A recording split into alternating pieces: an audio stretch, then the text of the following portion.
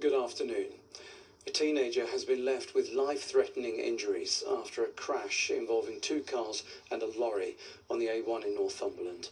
Emergency services were called to the incident between Stannington and Blagden after reports of a crash at around 4 yesterday afternoon. Two men and a woman were also taken to hospital. Northumbria police are appealing for information. Unions have welcomed news that another manufacturer will use Nissan's Sunderland plant to produce cars. Yesterday, the Japanese car giant announced it was in talks with Chinese manufacturer Chery to build vehicles at one of its two production lines on Wearside. If this is a way of keeping jobs and production capacity in place in Sunderland, then that is very welcome. And I don't think workers will be too bothered about whether it's a Chinese owner or a Japanese owner in terms of the cars that are being produced there. It's good news. New parents would benefit from guidance on how to use baby slings safely, according to research from Durham University. A study of almost 1,500 parents found only 3 in 10 received advice when buying a sling.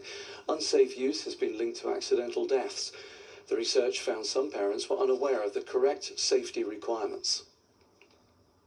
One of the things that we found was a risk with baby carrying is when parents don't wear the baby in an appropriate position. So if the carrier is too loose, the baby can slump down inside it. They can either get their nose and mouth covered, which is a suffocation risk, or they can get their chin on their chest, which kinks the windpipe, and that means that they can't breathe in even though their nose and mouth aren't covered.